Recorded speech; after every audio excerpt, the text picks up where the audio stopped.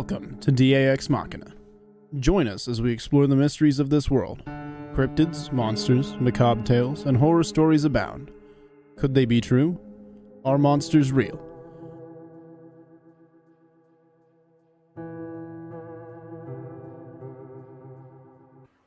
Good evening, folks, and thank you all for joining us for another edition of DAX Machina. We are continuing our Halloween trend. We'll be discussing another famous monster. Tonight we're going to be discussing vampires, or vampers, as Robbie likes to call them. Vampers. Vampers. We're going to talk about the history and possible explanation for some of the causes of vampirism, as well as the more sinister side as well. So joining me tonight is Steve Wildman Monrotis and Robbie Rains. Robbie Rip Rains is here. Carrie Pocket Doc Davis is not able to join us tonight. He's got a family emergency taking place. So y'all please keep Carrie and his family in your prayers. It's pretty serious. So please keep them in your prayers and think positive thoughts, because his family could use it right now. But boys, how the heck are you guys doing tonight? I've never had this much fun with my pants on, DA. You have your pants on? Well, as far as YouTube's concerned, I do. Robbie, how you doing, brother? I'm doing pretty good. Even after that comment, I'm doing pretty good. Well, you're under him, so. That's how rumors get started, DA. Let's not say that. As anybody knows, it's got to be you. You're down there. Hey, look. Shane knows what's up. All in. There you go, Shane. Shane, welcome to the show, man. Thanks for being in the chat. We appreciate you, brother. Folks, we're gonna have a great time tonight talking about creepy stuff. But this is kind of becoming the October tradition here. We like to talk about not just the Hollywood monsters, but real world as well. But don't think we've forgotten about cryptids, because we certainly have not. So we'll be working cryptids in here and there and have a lot more going on. Before we get started, though, there's one thing I kind of wanted to take care of, a little record clearing. Wednesday night we'll be discussing mummies and the curse of the mummy. But next Saturday night there will be no show. I'm a featured guest at a convention here locally, and I will be at Vision Con in Springfield, Missouri, as a writer guest all weekend next weekend. So there won't be a show a week from tonight. So I just wanted to make sure everybody was aware of that, and I'll be posting again later on the social media. But I wanted to let you all know there will be a show Wednesday, but will not be one next Saturday. So bearing that in mind, let's start talking about vampires. You guys ready? Damn vampers. Damn vampers. Damn vampers. Get them vampers. So, just out of curiosity, and this is for both of you. What's your earliest memory was it a vampire movie, a vampire book? What's the first thing you remember about vampires? Oh, I remember mine clearly. I remember as a kid watching Christopher Lee's version of Dracula, and I remember it scaring the shit out of me. And there's just something about his delivery. I mean, the Bela Lugosi thing, when I watched it, I found it amusing. It's like, it's 1931, 1933, whatever it was. It's like, it was kind of campy compared to Christopher Lee. But it was some creepy stuff. I was probably too young to be watching it when I did. That's probably part of it. The first vampire movie I actually watched was Nosferatu with Max Schreck. So, wow, that's an oldie. That's a creepy one too. Very creepy, because as a kid, seeing Max Schreck, the way he dressed up, or the way they had him dressed up, and no sound, and just the mannerisms and that's scary to watch as a kid. Bears is my first memory is a comedy that opens up, "Children of the Night, shut up." that's George Hamilton's. Oh, what was that movie called? Oh my God, Love at First Bite. Yes, Love at First Bite. That movie is freaking hilarious. Another movie you couldn't make today. No. Kind of like Blazing Saddles, that didn't age well. No, it did not. Well, I some of that stuff, he was all done before the world lost his sense of humor. Yeah. Back when you could still laugh and not piss people off. My favorite vampire funny movie though is Dracula Dead and Loving It. That's pretty funny. Oh my You God, do Leslie not get any. Nielsen, yes. You do not get any better than Leslie Nielsen. Renfield, Oh, yeah. look, I'm drinking wine and eating chicken. That is just the greatest comedy line of a vampire movie ever. Leslie Nielsen was a freaking mute. He was a You know, comedy.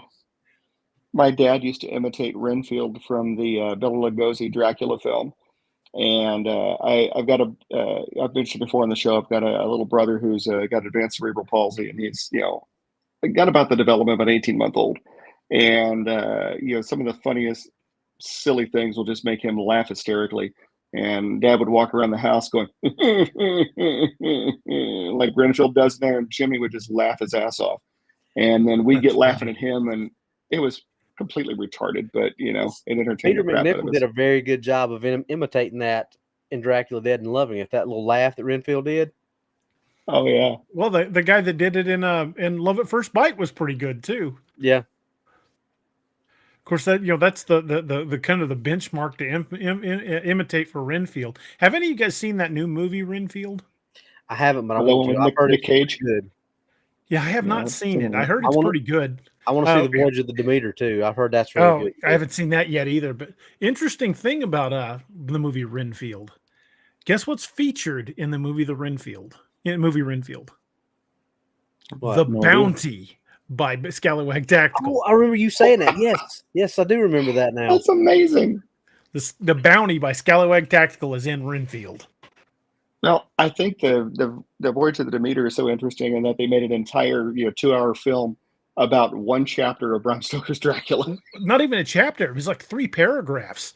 Yeah. It departed Romania or whatever it was, departed Romania on such and such date with a full crew and arrived empty in London on such and such date. There's really not much there. Just a couple of paragraphs about the Demeter. Oh, is it that short even? Well, Yeah, it's Renfield not much description there. That's how Renfield got into the insane asylum because he was the only one on the boat. Mm-hmm. Yeah. I really want to see that movie.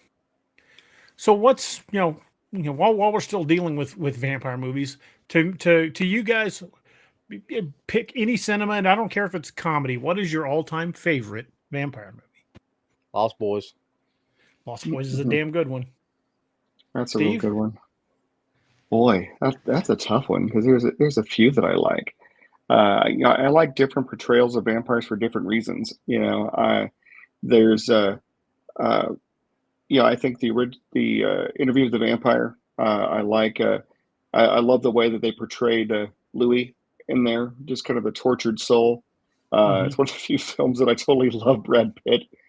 I like Jonathan Mayberry's V Wars, portrayal of it, just because he spins it more towards the biological aspect of things. And I'm trying to remember the name of the actor that played Michael Fain in there.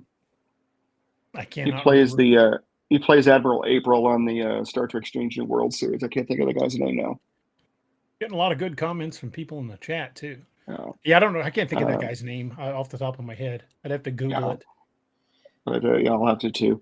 Like of course, Lost Boys is just wonderful because it's so raw and just reckless. I don't know. That's a tough one. And for me, Lost Boys, I was that age when Lost Boys came out. I was probably wasn't much younger than the Frog Brothers. Yeah. Well, actually, I think Corey Haim and Corey Feldman are maybe just a couple years older than me. But I was around that age, and I guess that just clicked with me as far as that goes. But I like that movie, not necessarily just as a vampire movie. I just like that movie in general. So if you want to say just a strict vampire movie that's just about vampires, and it's not just like an overarching thing that just is like nostalgia, I guess, I'm going to say it's probably going to be a one that's kind of out there, but the very first John Carpenter's Vampires, with the first one, not with Bon Jovi in it. That was it was okay, but the very first one with the Baldwin brother that was in it, whichever I can't remember which one was in that one, and who was the main good guy? Wood was it? I had it. Is his last name Woods? I think so. James Woods. James Woods. That's it. I just the way they played that and the way the bad guy from Karate Kid 3 played the main vampire. It's just creepy. It had a lot of good lore, but it kind of changed a little bit of the stuff too. It didn't completely shove it on its ear, but it changed just enough to make it fun, I think. Well, Iowa Wolf James says Wood the is Voyage just of the creepy Demeter was anyway. pretty good. So apparently they've seen it. Awesome. For my money, I think my favorite all-time vampire film, and I've seen a lot over the years, has got to be Bram Stoker's Dracula with Gary Oldman. Just freaking phenomenal. But here's a vampire movie trivia note. I wonder if you guys know. Did you guys know that The Goonies was originally written to be a prequel to The Lost Boys? The Lost Boys actually turned out to be what Goonies was supposed to be. Right. Yeah. The Goonies was supposed to be originally much darker than it was. Well, before Richard Donner was signed on to direct, it was supposed to go in that direction. And Richard Donner's like, nah, we need to make this, kind of funny and lighthearted and stuff like that. So, well, Richard Donner's not a horror director. No, he's an action adventure director. I mean, one of his granted, most popular... I love The Goonies. Don't get me wrong; it was a great film. But can you imagine? I would like to have seen how it was seen a version of The Goonies as it was originally scripted. I really would like to just see how that turned out. And what's funny about that is you got Corey Haim in both those movies. Yeah. Oh, not Corey Haim, Corey Feldman. Corey Feldman. One of the Coreys. Arkansas Hog Hunter Dan says Priest was decent vampire film, but I'm with the DA on the best vampire film. Priest was a pretty good movie. I really did like that. Priest was a good movie, but to me it just changed way too much of the lore. It totally took back. Now, that being said, Carl Urban did an amazing job. He reminded me of the Undertaker. The first time I saw that movie, I thought they got the Undertaker to play that part. I didn't recognize it was Carl Urban. I was like, oh my God. I might be talking out of school here, but Annette said Carl Urban made one sexy vampire. But yeah, So I've been quietly looking for that flat brimmed hat that he had. But when he's standing up on that and he's doing like he's the funeral director and he's doing all that, he looked just like the Undertaker. Yeah, he did. Oh, he's so versatile anyway. He never looks good. Wolfman's got nards. Now, the guy who played Dracula in Monster Squad, they said he stayed in character the whole time. When he grabbed the little girl, he actually scared her in real life. I mean, it wasn't none of this, okay, now you just got... He was like, no, I'm staying in character. He said, we need this to be real. And he actually went up and legitimately scared that little girl to death. So that reaction she had on that scene where he picks her up obviously he didn't really pick her up by her face, but when he's doing it, she's really scared of him. Which, when you get genuine reactions like that, they look so much more genuine on screen. Mm-hmm. Yeah. There have been a crap load of really good vampire movies, but at the same time, there have been probably just as many, if not more, that were really, really bad. Yeah, I've seen some pretty big stinkers over the years, but then by and large, I've seen a lot of them that were really good too. Daybreakers was pretty good, not awesome, pretty good. I like 30 Days and Nights, the first one. Now, great the second movie. one was not as good as the first one, but the premise of that, a bunch of vampires going to Alaska where you've got 6 months of night or a month of nights, that nobody's ever thought about anything like that. Was pretty freaking cool to think about, because what would you do if you were in that town and you knew it was about to be... You better lay in some supplies and board yourself in. Yeah, I mean and that's just one of those situations that you would... Okay, here's a question for you. Let's say we were in a survival situation like that in a frozen north wasteland where, we had to like barricade ourselves in because we got 30 days of night. If you take holy water and splash it on the ice outside your house, does that become holy ice? Holy icicles, Batman! I didn't think of that. I don't know.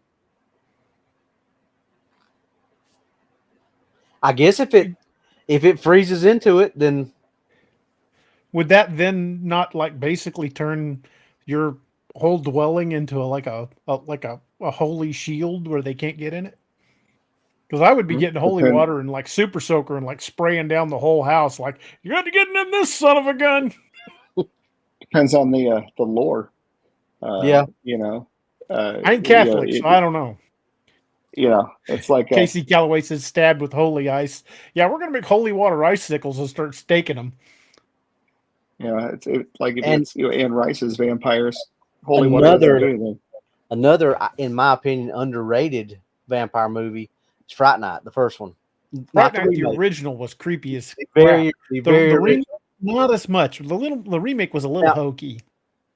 I like the remake for certain things. I like the way that Colin Farrell played the Dandridge in that. I like, not that I didn't like the other guy's portrayal, but I just like the way. I mean, he portrayed it more of a monster than the other guy was. More like Dracula, the more refined. And I'm gonna get you, but you just don't know when I'm gonna get you. Right. And Colin Farrell's version was just more like the primal beast. It was just going to come after you, just like you did. I do like Colin Farrell. Don't get me wrong, but I think the original was a better version. Overall, the movie of the original was a lot better. I liked the way Colin Farrell played that character. Here's another holy water question for you guys. We know we've all seen like Mythbusters, where they tried to make an ice bullet and it just didn't work because the ice just doesn't have the consistency. It'll shatter or just basically turn to powder as soon as it gets fired. However, what if you made casings and made ice broadheads with holy water?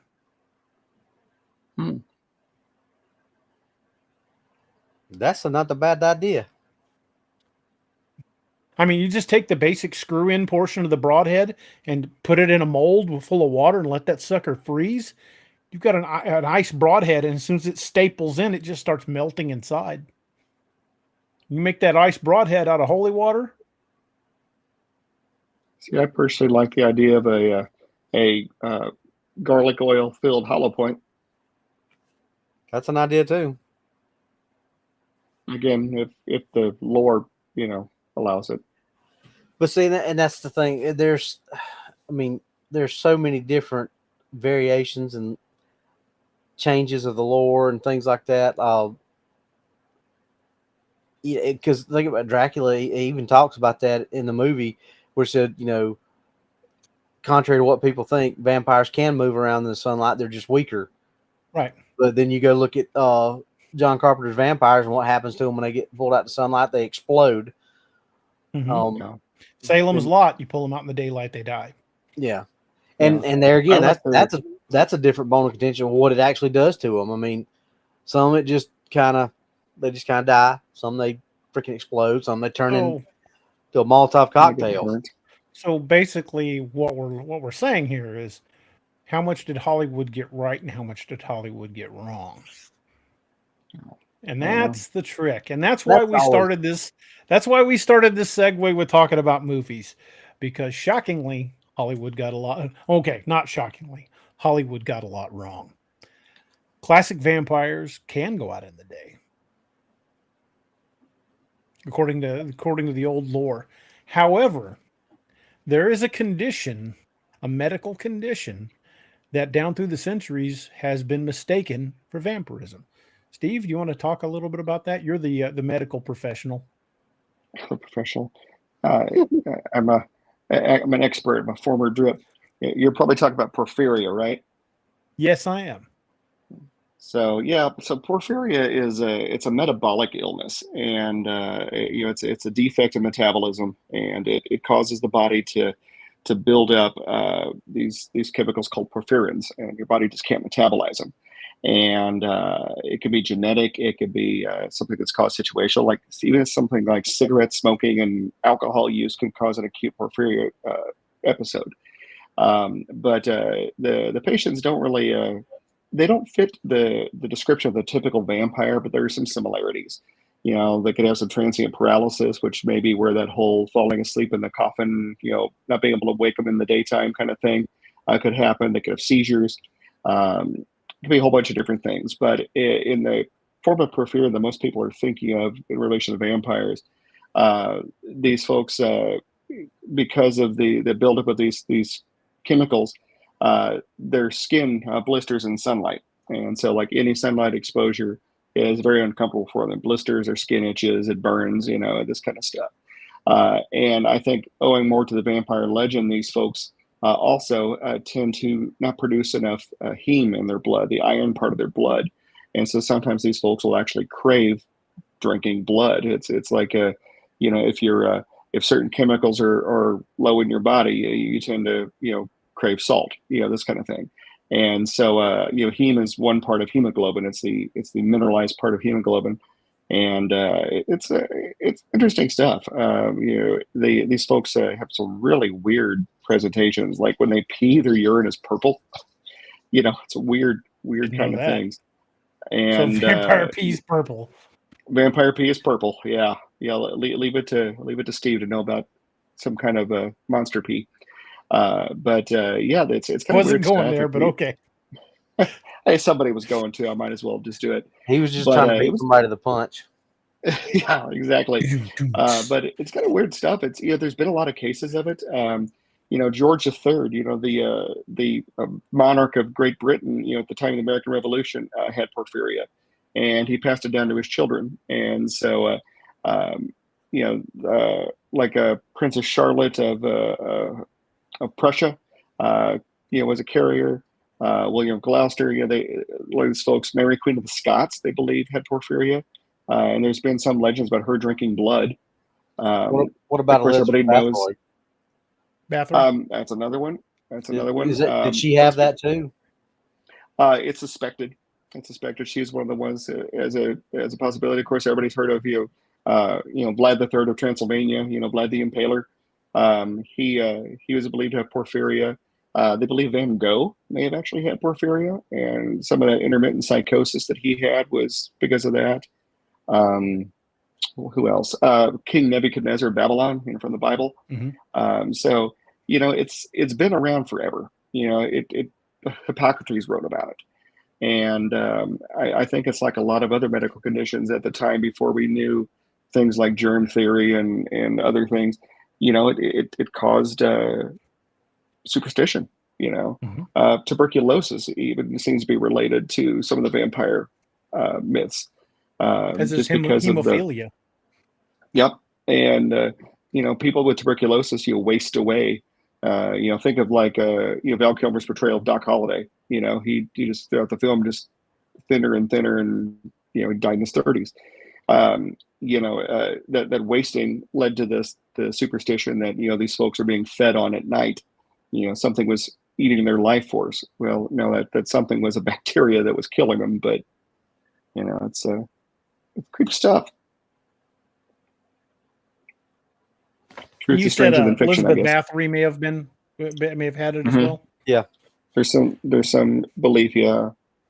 Well, and a lot of what they say about Bathory simply could have been the fact that strong women in those days were not treated with open arms. It might have been a lot of bad press just to discredit her. I think she was legitimately crazy too, though.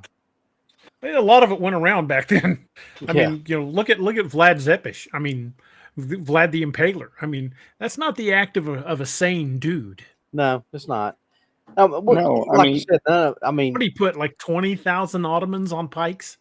Something like that. Well, I was going to say, here in this country, if you don't like somebody, you sue them. In his country, at his time, if you didn't like him, you stuck a pike up their butthole and stuck them outside the city. Not real sane. When Vlad first rose to power after his dad died, some of the noblemen in his country plotted against him. So he invited them all to a big dinner to try to, ostensibly to try to bridge the gap and break the ice and get everybody on the same page. He gets all these noblemen in this big dinner hall, and he's like feeding them lavishly and wine and everything. And then little by little, the people loyal to him started disappearing, and the nobles were still having a good time and not paying any attention. And he nailed the doors shut and set the building on fire and killed every one of them. They skipped over that in Dracula Untold. Yeah, he wasn't Scorched earth he wasn't policy. playing around. The nobles that went against him, he basically invited them all to a dinner and burned them all to death. That was another good movie too, by the way. Dracula Untold. Oh, that was a good movie. I like that actor. What's his name? He was in. He was in The Hobbit. He's been in a lot of stuff. I can. He's Welsh. I can think of his name. Him and Orlando Bloom could be brothers. Yeah, and they were in not think of his name. They were in that Three Musketeers movie together. Mm-hmm. God, what is that guy's name? Yeah, it's gonna drive me nuts. I'm sure somebody's gonna. No, not Ewan McGregor now. Google it real quick. It was the guy that played Dracula. Luke Evans. Dracula. Luke Evans. There you go. I didn't even have to Google it. It just it hit me as soon as I typed in Dracula. It hit me. Yeah, Luke Evans. He's a really good actor. Yeah, I think when you're talking vampire portrayals, the portrayal of the vampires in the Strain series were really good. The way they portray the Strigoi, that was creepy. Just making them creatures rather than people. In classic Romanian mythology, there are two types of vampires. There's the Strigoi and the Moroi.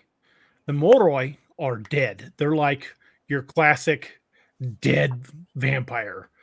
But the Strigoi, or maybe I've got this backwards. Okay, it's the Strigoi that are the dead vampires, like you would see with Dracula. The Moroi are living vampires.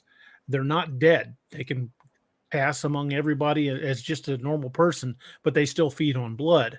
So there are two distinctly different types of vampire. And there's a third that if you kill a werewolf and don't burn the body completely, I mean burn everything, it will come back as what's called a pricolich, which has all the powers of a vampire and a werewolf, and they're considered incredibly dangerous. That sounds familiar. I wonder if I've heard that before. You've heard that before. It's like I've read that somewhere before. In some book somewhere by some guy that writes a bunch of good books, but I'm having trouble thinking. I think you had it right the first time, DA. The Strigoi are the living ones. Okay, I couldn't remember exactly which way that was. Yeah, Moroi comes from mort, meaning dead. Mm-hmm. Yeah. Yeah, the Moroi are the ones that rise from the grave. The Strigoi are still living. Yeah. Thought I had that backwards. Yeah, they're more biological. Sure. Yeah. Still creepy as fuck. But the pricolich are the ones that I would worry about. I mean, as powerful as a werewolf is, and as powerful as a vampire is, having all the powers of both. I wonder if that's kind of what Underworld was kind of going for in Michael's character, Corvinus. Well, it also makes me wonder if that's what Dracula was in Bram Stoker's Dracula with Gary Oldman. Because remember when he first got to England, he took the form of a wolf to seduce that woman. Yeah. Wonder if he was a pricolich. That's I don't know. Possible. But in a lot of the older tales, that was something that they were shapeshifters, or they could shift into wolves. And think about Van Helsing, vampires or Dracula in particular could actually control werewolves. So it's always kind of been right there. Mm-hmm. It's and Underworld kind of touched on the tension between those two factions.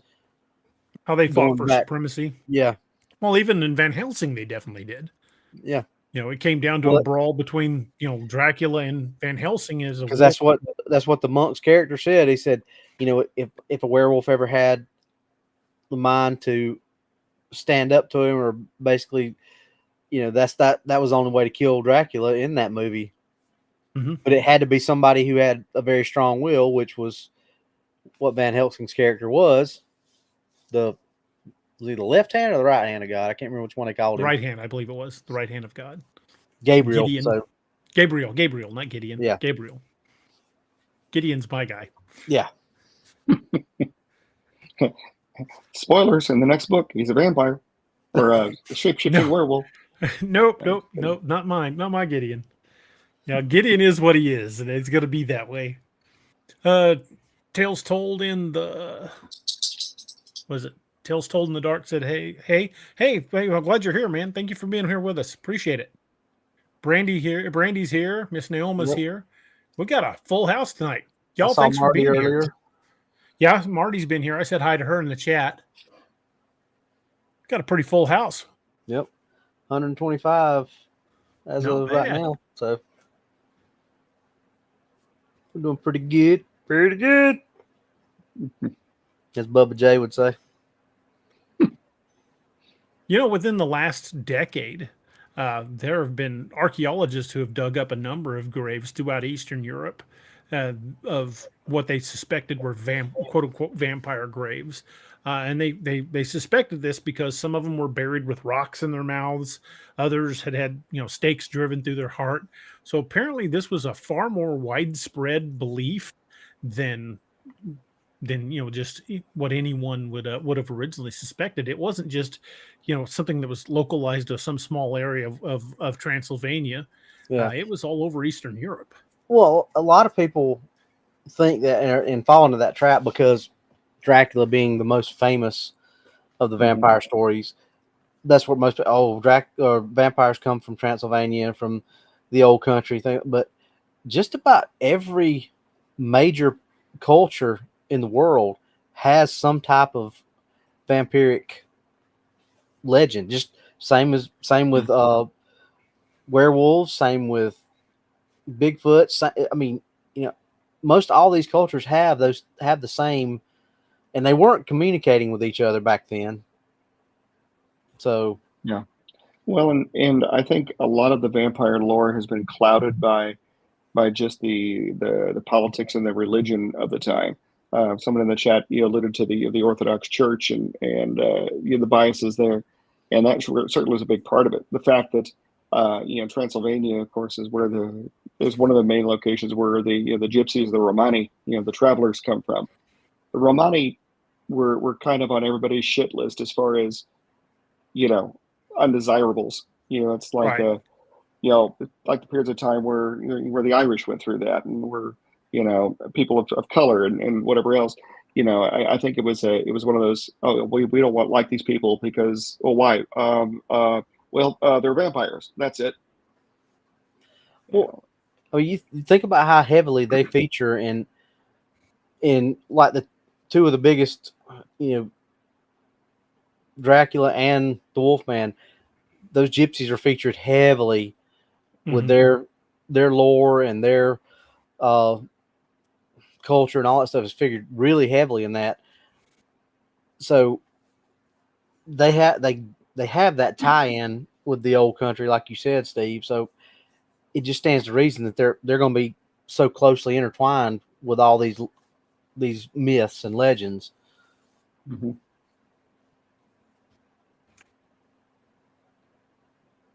Hang on, answering a question.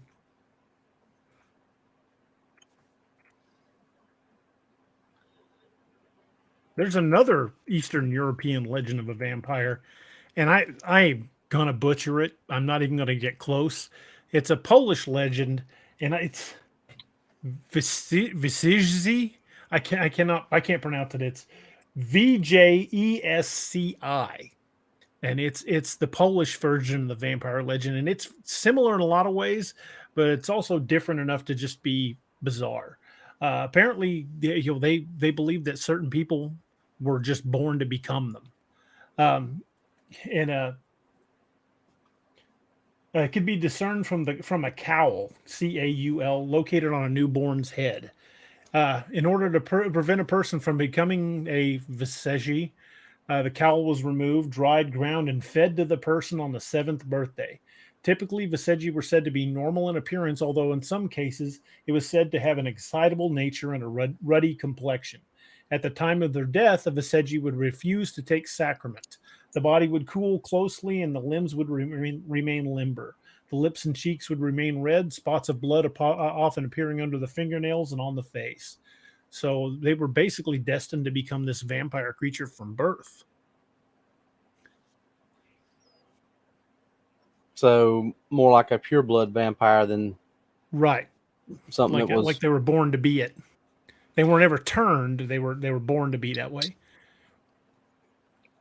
Griff said that some of the bodies found in graves were decapitated and the head put between the legs in the coffin. That's another sign of a vampire burial. Mm-hmm. It kind of those particular vampires kind of reminds me of the differences in the werewolves. You know, people think of the werewolves being cursed and whatever else, but then you've got those people, the Benedante, that were, they were basically born to be werewolves to fight evil. I think there's a lot of variance in these. Well, and it's really bizarre that the vampire, the undead creature that drinks blood exists in a lot of folklore. A lot of completely unrelated folklore. I mean, it's scattered throughout Asia. Japan has their own particular type of vampire. I'm not sure if Native Americans had anything like that. Nothing I've ran across. The Native American version of the vampire transforms into a snake. Into a snake. And they appear a lot like a basilisk or something like that. Or like a big note rope. Like Jormungandr. It's that kind of a oversized snake portrayal. Jonathan Maber does a really good job with describing that in his V-Wars series, because he brings in vampires from every culture. Yeah, and in China they have the hopping ghosts, and they've got these reptilian things. I cannot remember what they're called. It's a Native American word that I would probably butcher if I tried to say it. Assuming I can remember it. Well, there's a lot of different versions of the folklore, and even when you look at like cryptid lore, it varies from tribe to tribe. So I imagine it would be different with tribes in different parts of the country. So I would say there's probably a dozen different versions of a similar legend. No. It is interesting. And Brock says it's a big snake with 3 tails that are venomous. I can't remember the name of it. Hey, Ken. Good to see you, brother. What's up, Ken?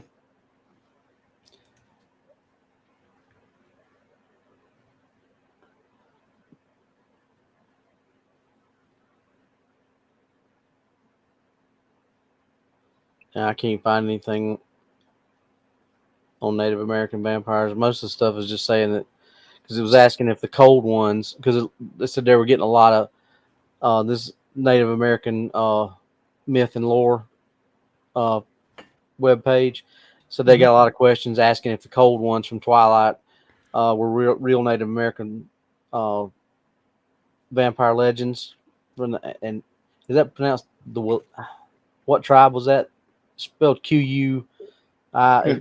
Is it Willette? Q-U-Lute, isn't it? Something like that. Anyway, yeah, what Steve said. It says no, there are no beings in that Native American mythology.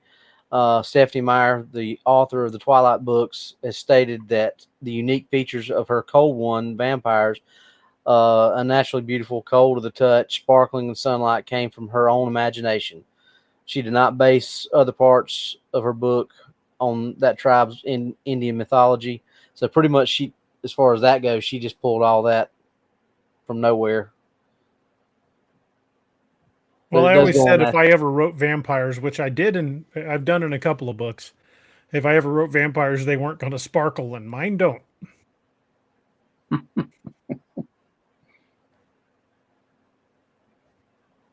Well, Logue does kind of shine in certain situations.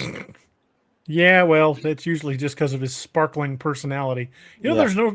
there's only really two schools of thought on Logue. There there are people that love him, and there are people that hate him, and there's no middle ground.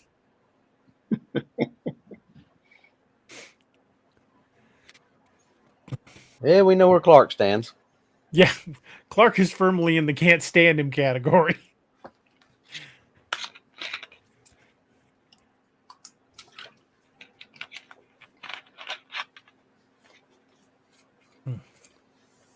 So, what do you think, Steve? Most logically, what do you think is the most likely cause of the vampire mythology?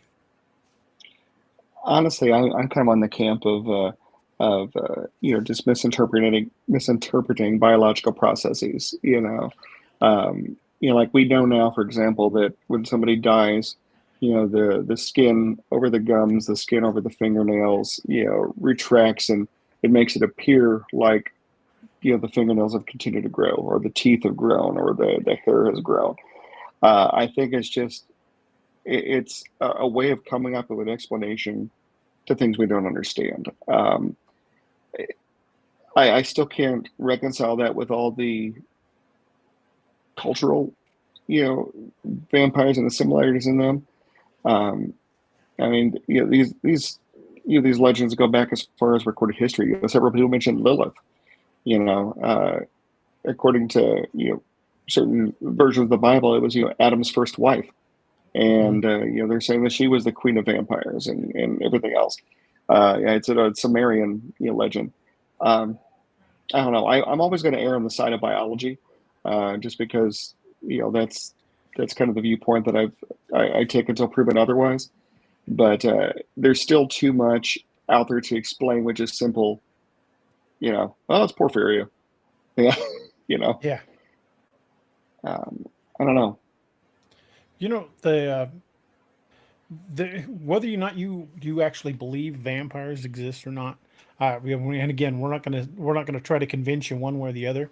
But whether or not you truly believe they're out there, there are cults that walk among us even today that their members are either one convinced they're vampires or two they are.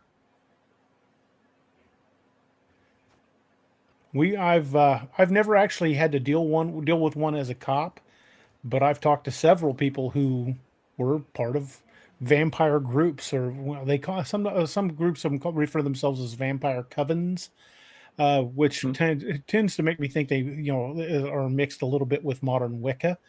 But there are people out there that legitimately do drink blood, um, and from what I've been told, some of the most dangerous ones are in New Orleans.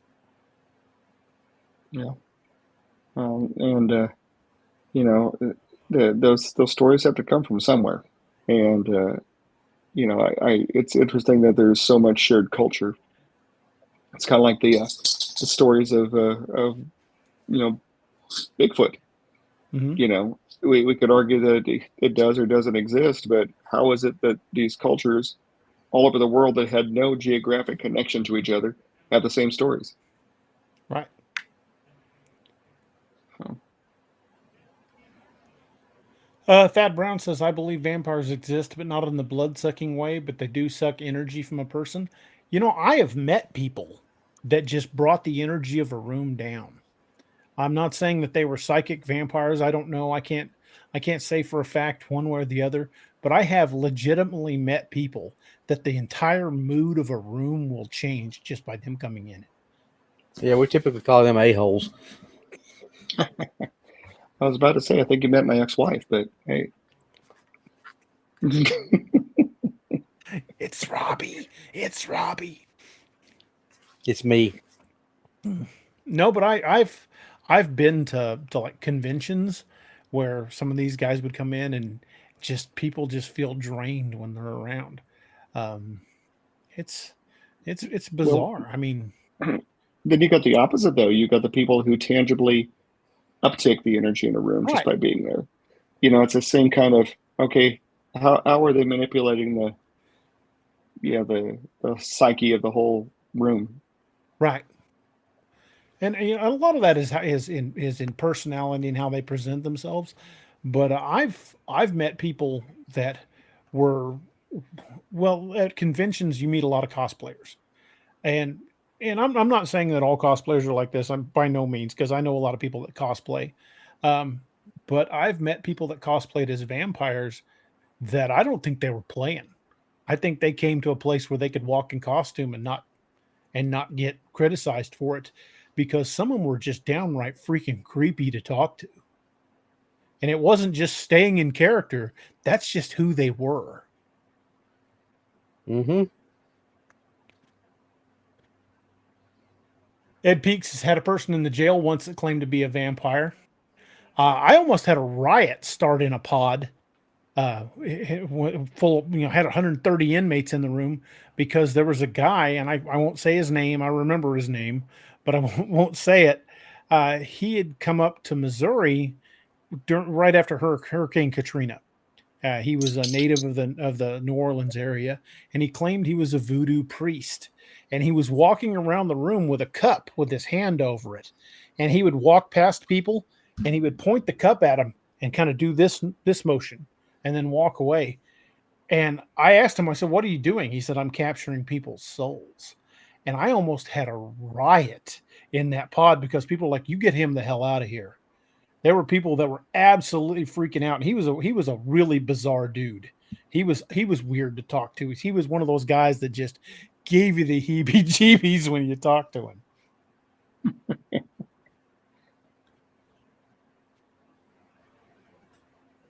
That's just creepy. Well, Yeah, that reminds me of that night you had God and Jesus in the same cell. Yeah, that's a story that's really not fit for the air, though.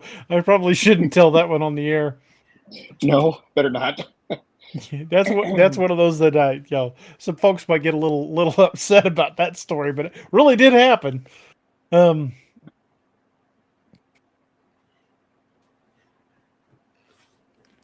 love it. well, if you're looking at the actual, I don't even know if you want to say actual, but if you're looking at what most people classify as a vampire, Mm-hmm. meaning blood sucking, supernatural powers and all that kind of stuff, I guess that would be the question to ask Steve. Could something like that medically, the super strength, the surviving on human blood or any type of blood, the heightened agility, seeing in the dark, medically, could something like that? We know that there are obviously people like we just talked about that drain the energy of a room, and there's people who claim to be vampires and do partake of blood, not enough blood to sustain anything, but in the classic movie trope of a vampire, could medically something like that exist? I think it would be difficult for it to tick all the boxes, but there's enough individual things that you could put one together. Like there are certain adrenaline disorders, that could cause, superhuman strength. We've seen episodes of that in just like some of these, captured on video emergency situations where, somebody, kids get ready to get hit by a car and his dad runs across the street faster than he should be able to get the kid out of the way. He lifts up the vehicle to get it off of his kid when he shouldn't be able to do that normally. This kind of stuff. You could explain that away.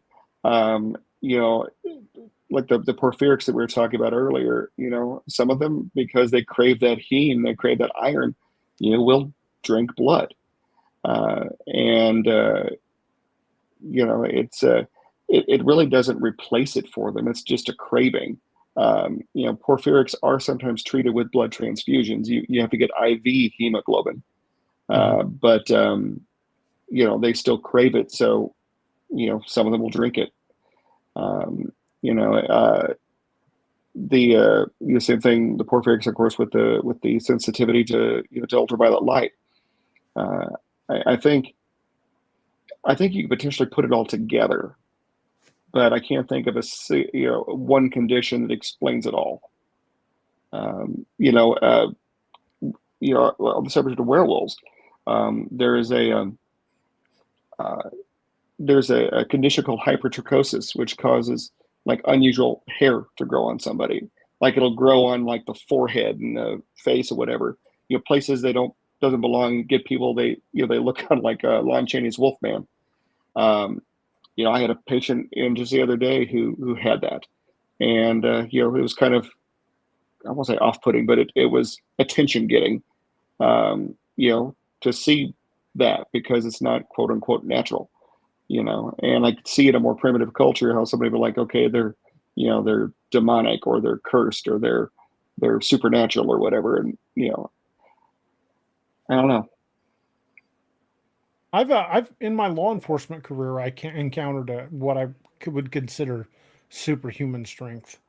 We fought a guy one night who was on bath salts, and this kid, this old dude, wasn't a kid; he was a grown man. But this dude, he probably weighed $130, soaking wet, maybe $120. He wasn't nothing but a slip of a dude. And it turned out found out later he was on bath salts, but that dude threw me like I didn't weigh an ounce. He just picked me up and chucked me.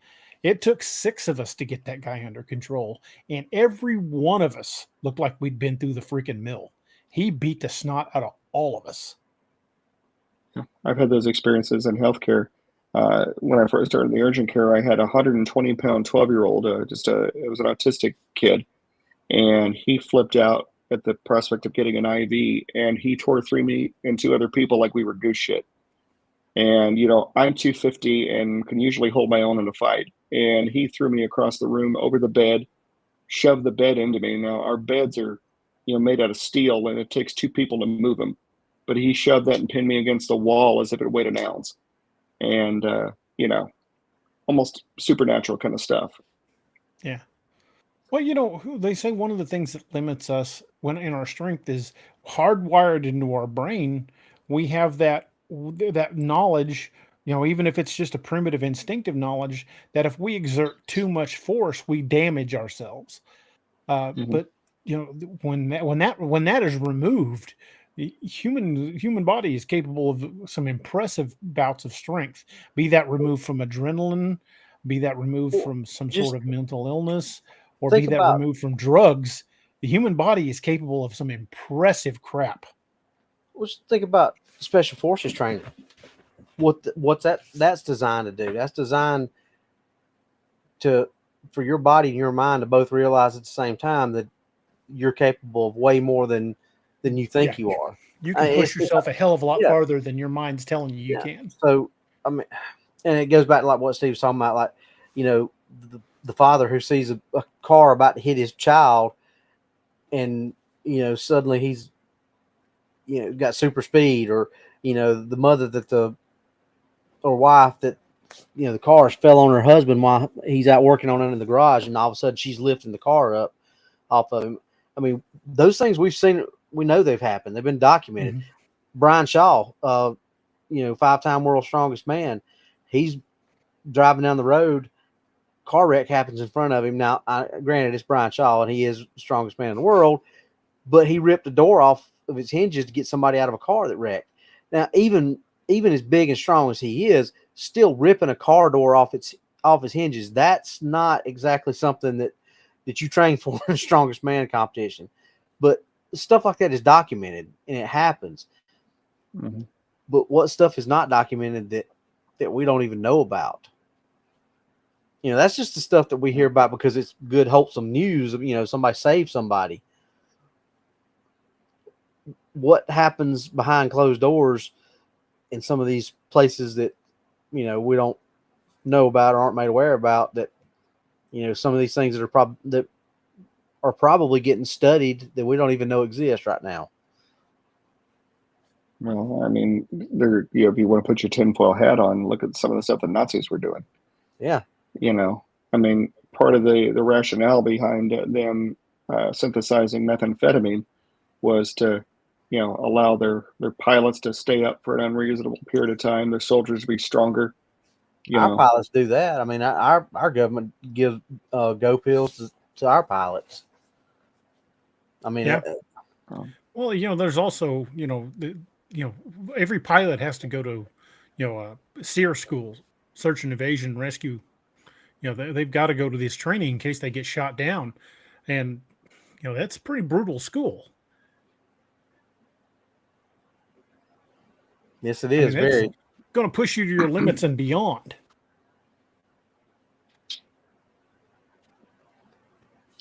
But if we're pushing normal people like that, but you got the possibility of having somebody out there who already has this kind of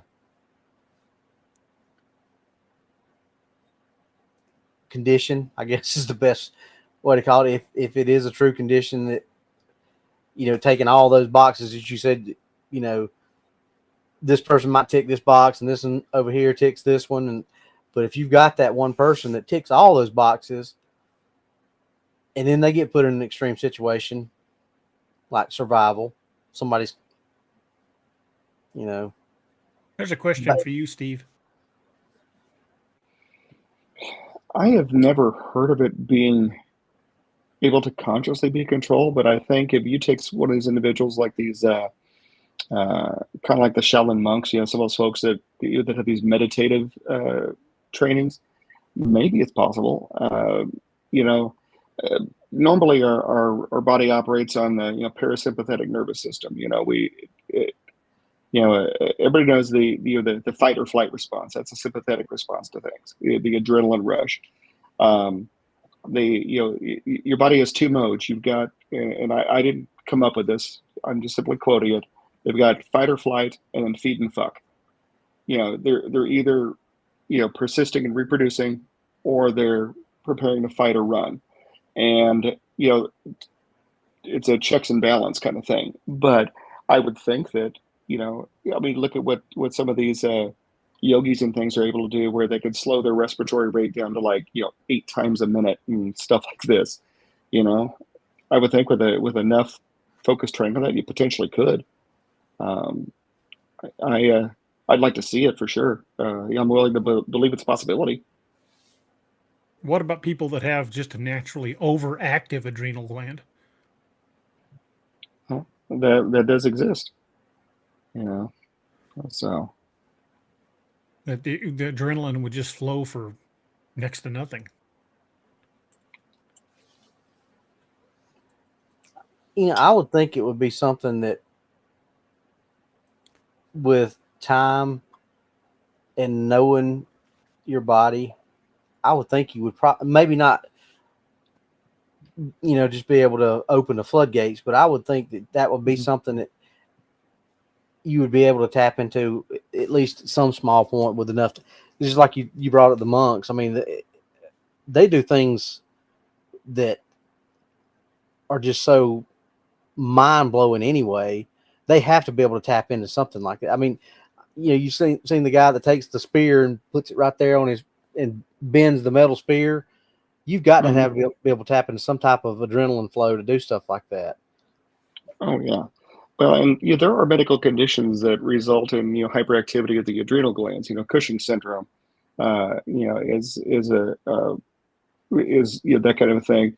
But in a Cushing's case, they're not making a bunch of adrenaline or epinephrine. They're making cortisol, stress hormones, and these folks are just constantly releasing stress hormones. But like I said, anything's possible. And I'm amazed every time I read something about these the Shaolins and those various folks, these ascended master kind of folks, because they could do some just ridiculous things. Well, when you become like you were saying with Shaolin or with the monks that have attained some sort of mastery over their own body, they can do things that are what we would largely consider superhuman. Open Coloring Book says, I served with a guy that could run all day and never get a stitch. Well, look, what was it? I believe it was the Apache would, and William Nighthawk's in the chat. He can probably correct me if I'm wrong here. I think it was the Apache that a right of manhood was to run so many miles across a desert with a mouthful of water and arrive with the water still in your mouth. Yeah.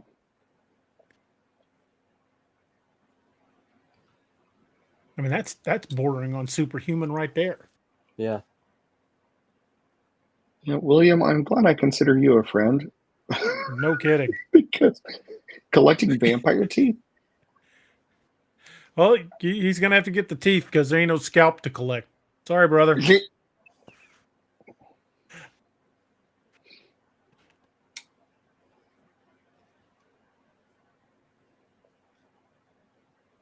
So I guess we've come to the conclusion that medically, it is even if it's kind of out there, it is sort of possible for some of this It's feasible, stuff. sure. Yeah, I agree with you completely. I think you nailed it there. Well, here's a completely kind of out of left field question. Yeah, we know that there are physical things that could explain it or even cause people to believe they're vampires. What about psychosomatic? What if somebody truly believes they're one?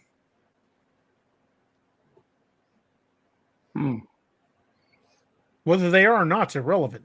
If they completely believe they are, would they be capable of these bizarre feats? I want to kick this one back to you, Robbie, since you are still the only one of us who's doing active patrol now.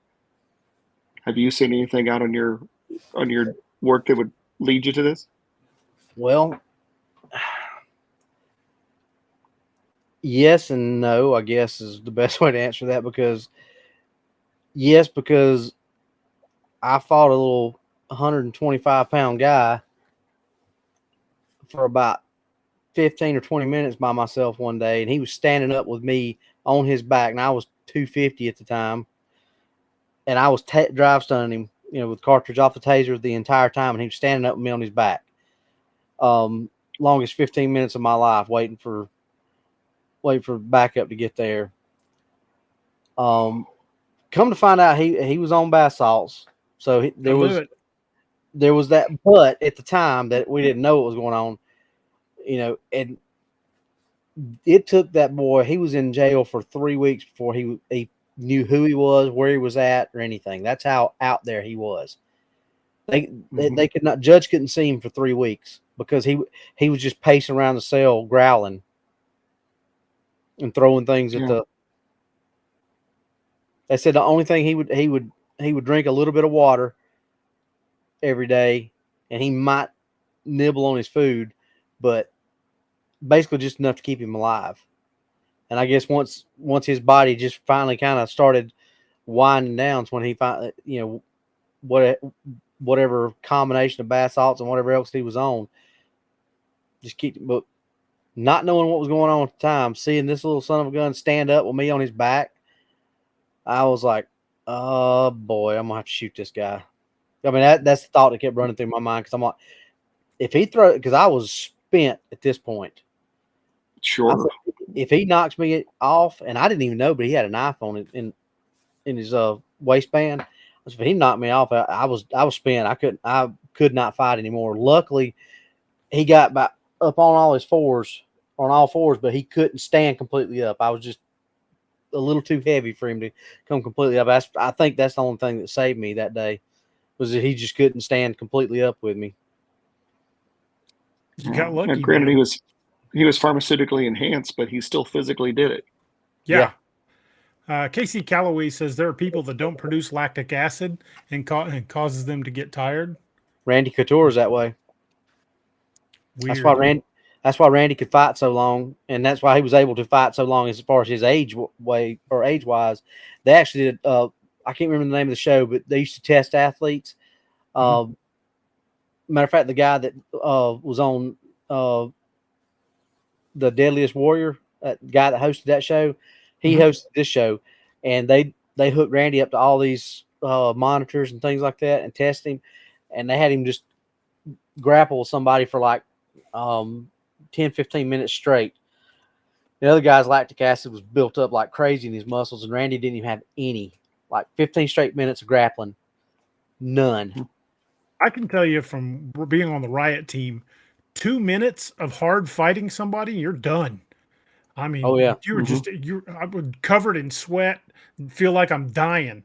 And we've gone into situations when I was with the riot team where we would fight for 20, 30 minutes getting a pod back under control, and you're spent for days. I mean, it was literally days before I felt like I had any strength. Just absolutely 100% spent.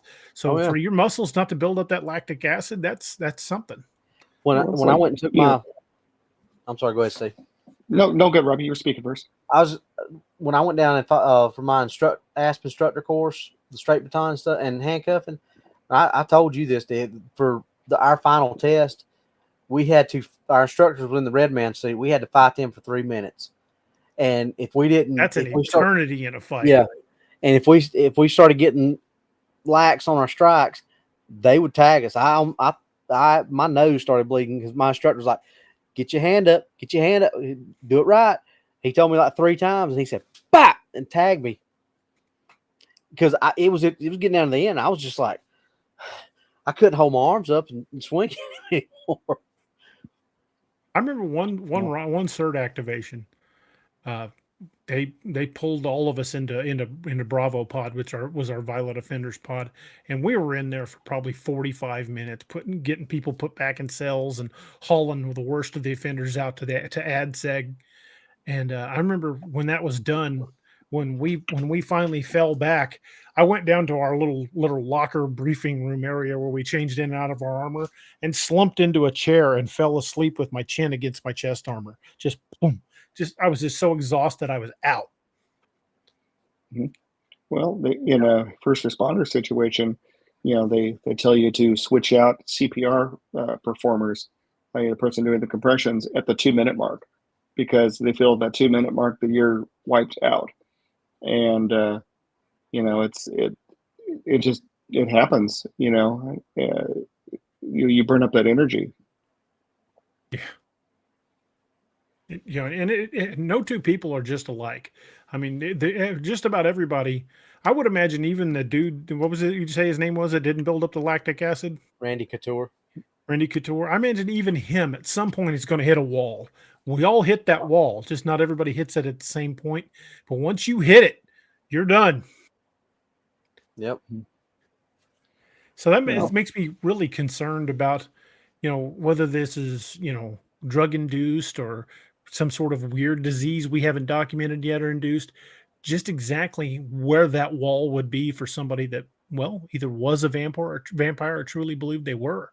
How much damage could they do to a group?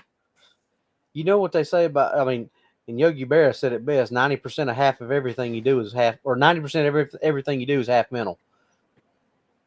Well, Yogi Berra said, yeah. Seriously, if you believe it, you truly believe it, and there is no doubt in your mind, the potential of what you can do, or what, how far you can go, we've all heard the stories of people that were just like so badly tore up.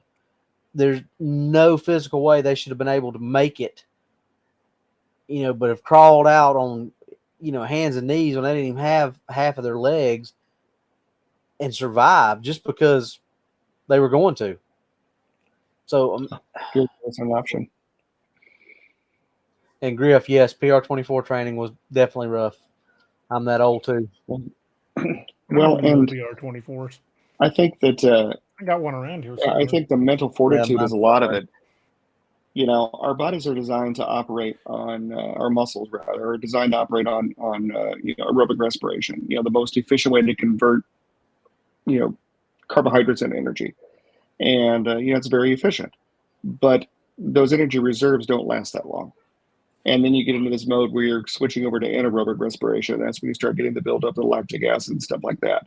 Most of us, those of us who are neurotypical, when you get to that point, you start hurting. Those of us who are our age start hurting a little quicker, and we get to that point where we're like, fuck it, I'm done. if you got that mental fortitude trained into you that you don't shut off at that point, the sky's the limit. I mean, like you mentioned earlier, Dave, the special forces guys. I mean, you look at like Hell Week for some of these, SOCOM training camps. They push them to the failure point, and then 25% past that. Right. And there's a reason that people die in Hell Week. Mm-hmm. Because they refuse to give up. They refuse to give up, and their body does. Well, and that's what that training is about. That training is not about physically what they're doing to them. It's about what it's doing to them mentally, because there's always that option, like in Hell Week for Navy SEALs, there's always that option to go ring that bell. You don't have to be there. Right. There's nothing that says you have to stay here. But they want the people who want to stay there, because if at any point, it doesn't matter. You go ring that bell, you're gonna be in a hot, have hot meals, a hot shower, and be in a bed asleep within 15, 20 minutes of ringing that bell. But it's those that want to push past that comfort zone and past that point of no return. Those are the ones. That's what special forces are looking for, and it's kind of the same thing. It's where can you take yourself to physically and mentally? Mm-hmm. Justin says, if you think you can or you think you can't, you're right. Henry Ford. I remember that quote. Yeah. That's a good quote. I was thinking of the whole Jedi mantra from Star Wars, try not, do or do not, there is no try. I think it's that whole that principle. Not. There is no try. Kind of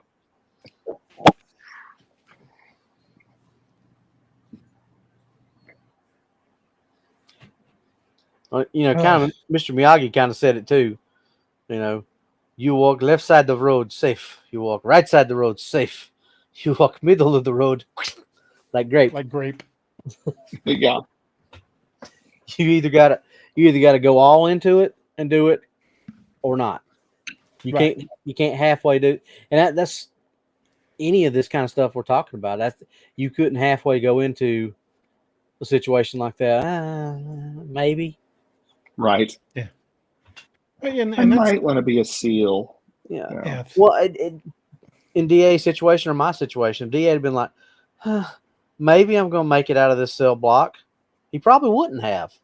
I'd have been eaten alive. Yeah. If I'm sitting there fighting that guy and said, I can't hold on anymore, I'm just going to roll off this guy, I probably wouldn't be sitting here.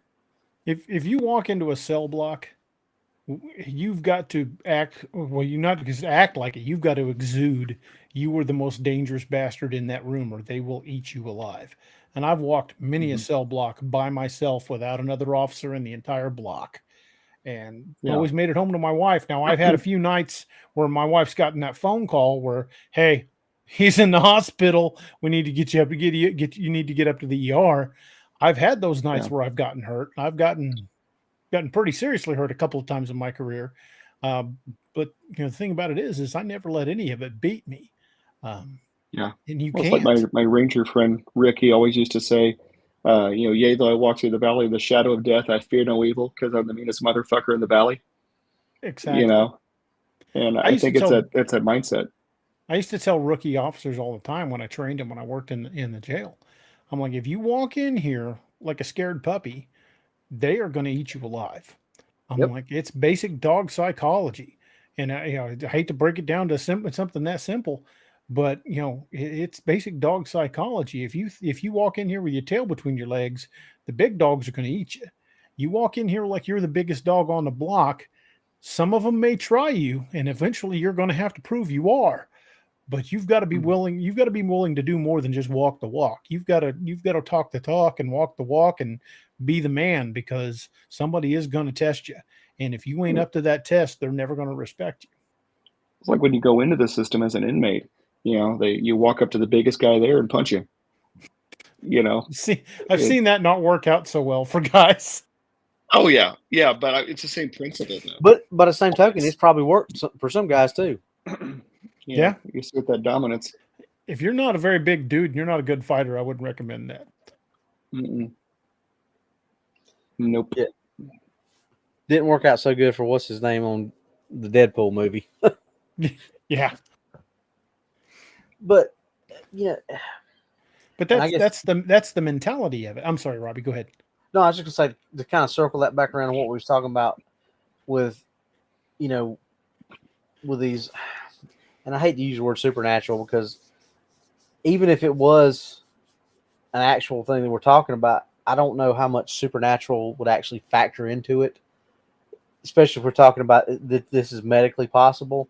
But either way, I personally believe that this it's a mental status or a mental state, kind of like you said a minute ago, Steve. It's just one of those things that you flip that switch and you're like, this is it. This is what I'm doing. This is how I'm going to do this. And it's just, you know, we see special forces, and I hate to keep using that, but that's the closest thing that I can akin this to is that state of mind, that mental toughness, that I'm not going to quit. I don't care what happens. I'm going to complete my mission no matter what.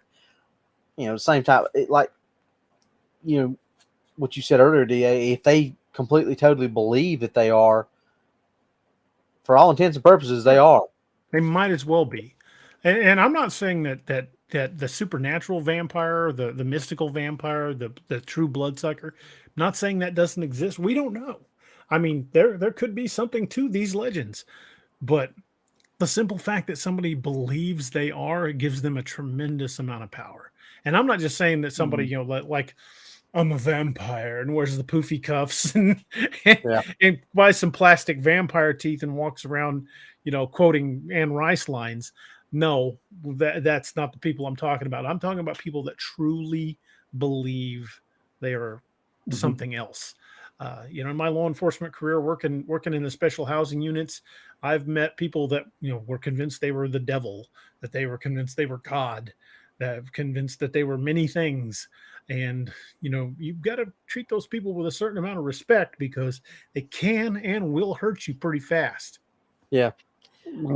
Well, and even their beliefs, like you said, give them power. You know, I met a guy the other night that I was referring to as Meth Jesus, and you know, just he was, you know, crazier than a shithouse rat, but he was so convinced about who he was that it was off-putting.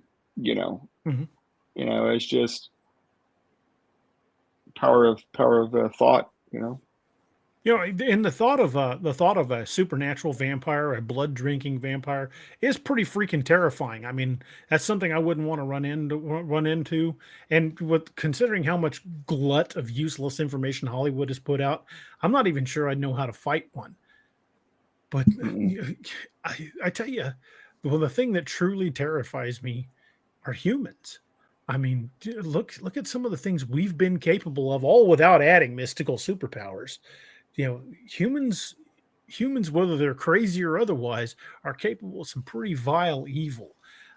So a person that is convinced they're a vampire, I'm going to give them the benefit of the doubt and say they are, because they're going to do a lot of damage to you. Well, yeah, somebody asked me that question one time about because I love Friday the 13th, Halloween, Nightmare on Elm Street, Silver, all these monster movies. I love these monster movies, but I personally do not like Texas Chainsaw Massacre. I don't like Saw. And somebody said, how can you like one, not the other? I said, because Texas Chainsaw Massacre, Saw, that's all real. That's all stuff that could happen. There are people out there crazy enough and smart enough to pull stuff like that off. That's something that you could actually deal with. Mm-hmm. Chances of dealing with something like Freddy or Jason or Michael Myers is pretty far out there. Yeah, right. But chances of dealing with somebody like Sawyer from Leatherface or from Leatherface Sawyer from Texas Chainsaw, or you know, what's his name from Saw, that you just pissed off because he was in a bad mood one day and you cut him off in traffic, and the next thing you know, you're waking up in a room somewhere with some kind of, I mean, yeah, that's kind of out there, but it's still in the realm of possibility. Stuff like this could happen. And that to me, yeah, exactly. That to me, that, like DA just said, that's scarier than, I'd rather fight 10 Michael Myers than one of these super geniuses that are really out there that could. Because Jeffrey Dahmer, like you said, he was extremely intelligent. We had a guy in our custody that we held for the federal court for federal court. He had been an inmate in a federal institution, and they were trying him here in Springfield, and they asked us to hold him. He was a 3-officer warning anytime we opened his cell. Had to be a supervisor with a taser there anytime his door opened.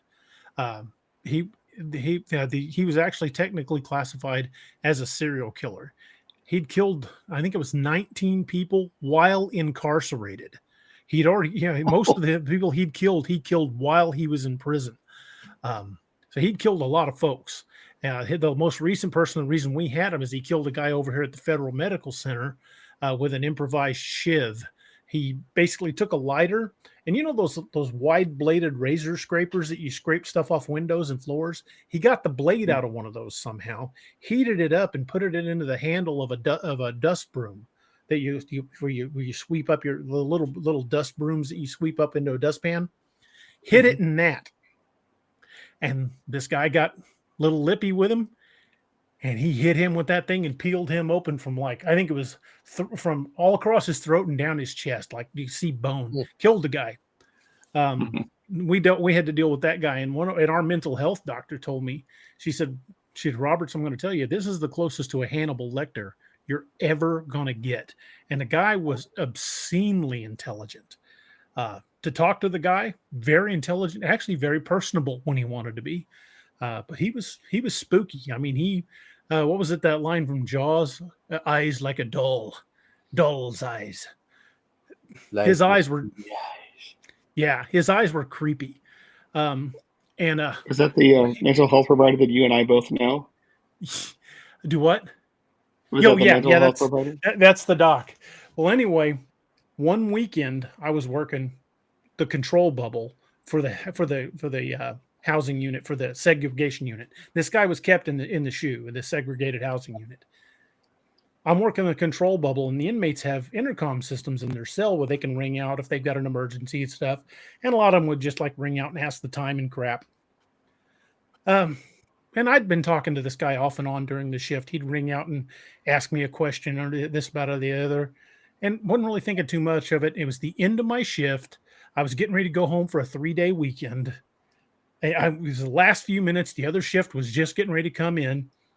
And I'm finishing up my paperwork, waiting for my relief to come in so I can pass the torch, tell them what's going on, and get out of there. And I'm off for 3 days. So I'm not real focused on everything that's going on. And he rings out. And so I click it on. I'm like, hey, what can I do for you, man? He says a few words to me, tells me to have a nice weekend, and clicks off. I get out to the car because we would all, after our shift, a bunch of us would stand around in the parking lot and kind of have the unofficial after shift bullshit session. And just kind of blowing off steam from the shift because we didn't like to take it home, as you can't work in a correctional environment and go home and explain, unless your wife is a nurse or a cop or a CO, they're just not going to get it. So I tried not to bring that crap home. So we're all standing around in the parking lot talking about our day, and it hit me what he had actually said to me. It just finally clicked. He rang out of his cell at the end of my shift. And granted, I did not tell this guy personal information. You do not. That's one of the cardinal rules. Don't give these guys personal information. You just don't do it. He rings out of his cell and told me right before I left. And again, it didn't click till 20 minutes later when I was outside. He said, going home for the weekend? I said, yes, sir. He said, tell Annette and the boys I said hi. Ooh. To this day, I don't know how the hell he found out my wife's name. And that I had sons. I know officers didn't tell him because we would not share other officers' personal information. That was verboten. But he rang out and knew my wife by name. And to me, that's just one of the most terrifying things ever, that he was able to get that information while incarcerated. He's still incarcerated. He's on death row up at Terre Haute, Indiana now. But he's still alive. Yeah, people wonder why you take a gun to the mailbox. Right. Hey, he did tell me one thing that like sent ice water down my spine. when he was processing out to leave, when the U.S. Marshals came to pick him up to take him to Terre Haute, I was the officer that was in the property room, dressing him out, putting him in his travel gear and everything, making sure the belly chain and the leg irons and everything were locked in place. And he said something to me that was pretty chilling. He looked at me and he goes, "Corporal Roberts?" I said, "Yes, sir." He said, "You've always been fair to me. If I ever get out, you're the only one I'm not going to kill." I'm like, "That's good to know." And I handed him off to the marshals and beat feet out of there. That's a good place to be there, DA. Yeah. So I hope I haven't crossed off that list, especially now that I'm no longer doing that. That was been a while ago, and I still remember that vividly. Yeah, Kevin Wood says he's probably watching right now. God, I hope not. Yeah, in healthcare, sometimes you have that unfortunate situation where you have to do post-mortem care. You got a patient who's passed away, and you have to, prepare their body for picking up by the funeral home, and most people don't like doing that. It's just wrong. And one of my coworkers was harassing me one time because as I was preparing this patient, I was talking to him because I don't know exactly at what point consciousness stops. So I'm like, if there's at any point that this person is still receptive, even though they're quote unquote dead, I owe them the dignity of treating them like a person. They're a person until they leave me. And so then I'll talk to them, and I basically treat the body like it's alive. You don't rip any tubes out. You do it properly and whatever else. And somebody said, "Why don't you do that? Or why do you do that?" And I said, "Well, first of all, I don't know when consciousness stops, and second of all, if there's an afterlife, I don't want them haunting my ass." That's like it didn't cost me that much extra effort to be civil, and I don't want their ghost or whatever coming to my house and feeling like I owed them something.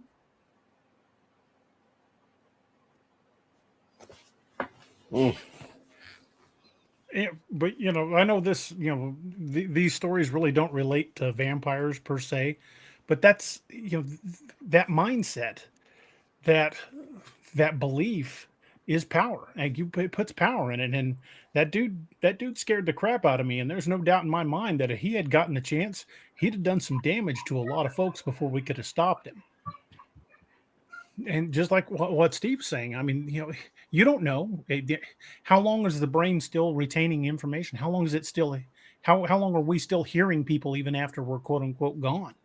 I would much rather have somebody like Steve treat me with dignity than somebody go, "Oh, I'm glad this piece of crap's finally dead." Oh yeah, and like we played music, it wasn't so much for our benefit as for the patients, and of course it's again superstition maybe or whatever. But we play some nice music, and we'd be like jamming out and having a party or anything like that. But we'd be playing music, and the way I looked at it, nobody gets off of this rock alive. So if you believe in an afterlife and you believe that people are saved, the risk of being religious, celebrate it. They're done. They got off it. They won. Achievement unlocked, whatever you want to call it. And Joe Monk says, "Is it legal to kill a vampire?" Dude, I don't know. I don't know if there's a legal defense there. Maybe fall under self-defense if you're being attacked, and you can illustrate that you're being attacked. But I'm not sure medical science, if you decapitated somebody and you said they were a vampire, I'm not sure medical science is going to be on your side. That's a tricky one. Robbie, what do you think? Yeah, you might walk out of the courtroom in one of them fancy jackets that lets you hug yourself. Yeah, that lets you hug yourself really tightly. Get a love myself coat. Yeah, I mean, and I'm not saying that as book your room at the we hotel don't Twinkie. Believe you, but the population as a whole, and especially the legal system as a whole, is probably not going to buy that one. I mean, unless you had some like really, really, really heavy proof Well, anti-venom made a good point. I was thinking, well, if they don't have a heartbeat, then they're technically not alive. You'd probably be okay, but then you'd be desecrating a corpse. So Yeah. I But don't if know. somebody's attacking you, claiming to be a vampire, trying to bite you, I think you're probably going to be okay with the self defense. The going with self defense. But if somebody's attacking you and you put them down, and then And then you cut their head off. corn, and then you chop the head off, or the coroner goes, "This guy couldn't have been attacking you; he's been dead for years." Yeah, we're dealing with stuff that the law was not written to deal with. Um, Hmm. yeah, I don't know how I would react if I was the cop that got called to that. I'm like, I get called to zombie, werewolf, any of that. If somebody said this thing was trying to rip my throat out 10 seconds ago, and I shot it and put it down, but you feel the body and it's cold and clammy and rigor mortis is already in it, you're like, this guy's been dead for a while. How is it that you just No. shot him? What what the best question from the movie Silver Bullet is how the heck did they explain that when either the cops got there or the parents came home? Because when they shot him, he was a werewolf. Then all of a sudden, you got the town priest naked in the corner of the room with a bullet hole in his head. At that point, what do you say? I would say he busted in the door butt naked going for the kids. Oh. That's the choir boy defense. Well, So, I'm thinking along the standpoint of if it is an actual vampire and it has the kind of powers, that vampires are alleged to have, you know, when you put half a magazine in them and they still keep coming at you, you know, that would be a nice little paradigm shift anyway. Yeah. Eric says it's not a war crime the first time. Here you go. Yeah, it's funny. Where was it? Here we go. Spy in the Sky here. When I was an undergrad, before I went to nursing school, years ago, I did volunteer work with the Saving Sight, the folks that do the cornea harvesting, for cornea donations and things like that. And I used to carry a pager, and I would get a page at some odd hour that some organ donor had passed away, and and have to respond pretty quickly to go, basically take the corneas, take the eyes from this person. And normally they've been dead long enough that they did. Um, well, I didn't know at the time, but a certain period after you die, there's a point where the body kicks out the extra air that you don't normally breathe out. This is like that reserve air that's just there. And so I was, had gotten paged out. It's like 2 a.m. I'm in the morgue, uh, ironically at the hospital I work at now, and I'm removing corneas from this patient. I get one cornea out. I'm getting ready to work on the other one, and all of a sudden the body goes, and I jumped, I'm with Robbie. and yeah, Robbie's like, the scalpel that I had in my hand disappeared. And it took me about 20 minutes to figure out that the scalpel was in the suspended ceiling above my head. And there was this attendant there. She was an African American lady, big old African American lady, very Southern. And she's like, "Oh, they do that." I'm like, "Oh no, they don't." Not when I'm around, they don't. But yeah, the Goes patient in and just says, why are there 20 bullet holes in his corpse? He didn't get shot. seriously. I don't know, well, Doc. they just exhaled their inspiratory reserve, and in my mind, I'm like, I've already taken out one of their eyes. Oh shit, And of course, they were dead.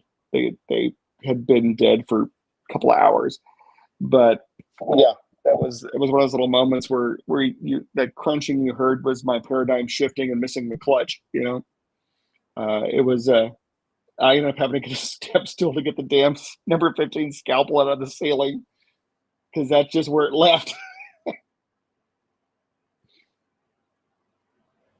I would have freaked me out.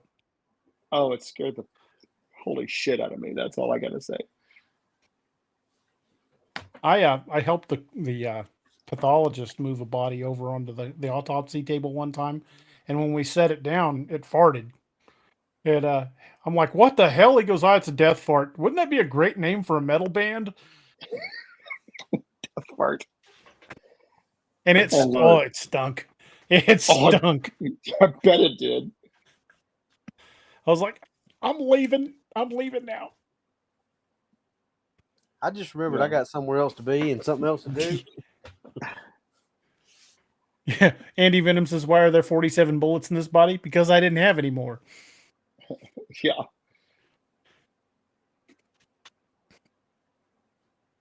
Yep.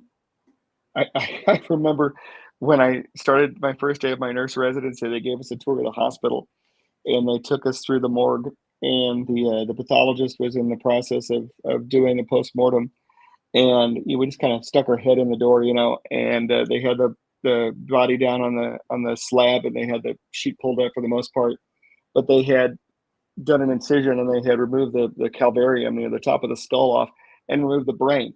And so as we enter the room, we're looking down the skull, from like above the patient's head, and clearly the brain's missing.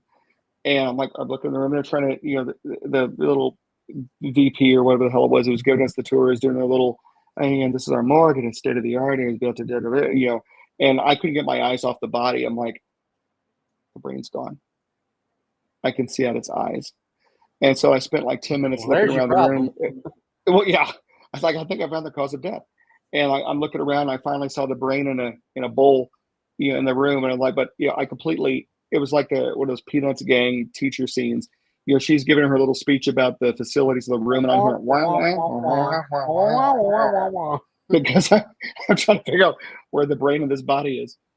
And it was a little surreal. I'm thinking to myself, what sweet hell of a career have I chosen for myself? Yeah. Oh, I could tell you some stories about my first year as a corrections officer that I couldn't on the air. I could not on the air. There's nothing like your first autopsy you have to go to, though. Yeah.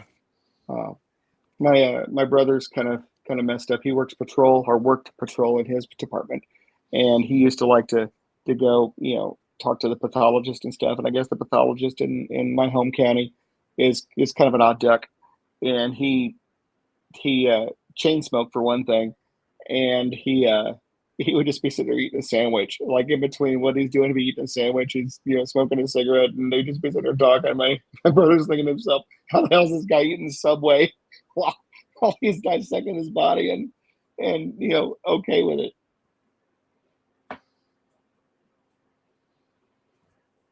Yeah, I've seen stuff like that happen.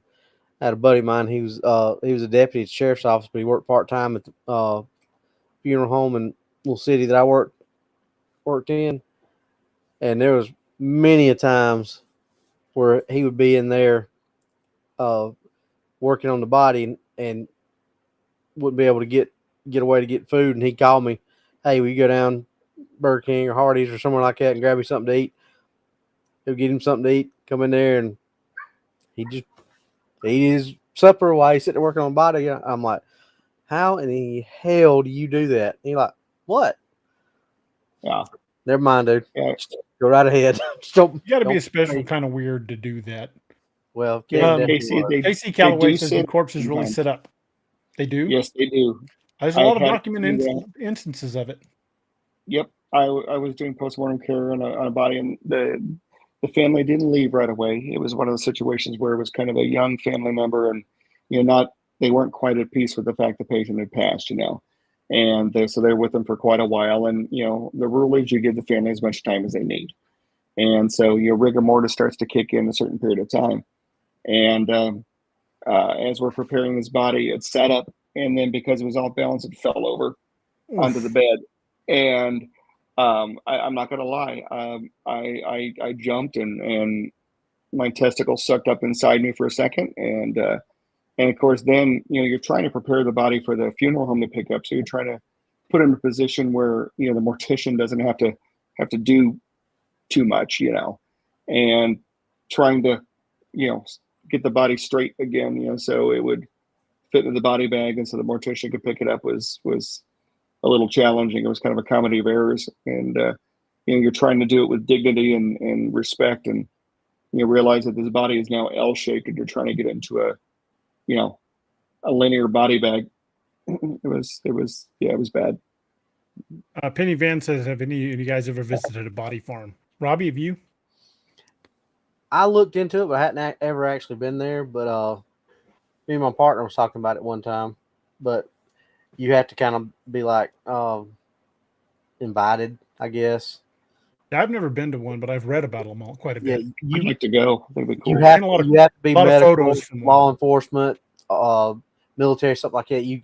It's just at least the one that we looked at in Tennessee. You had to have some kind of credentials. You couldn't just, and then you had to go. This is a long process, and I was like, nah, I'm not going through that just to go down there.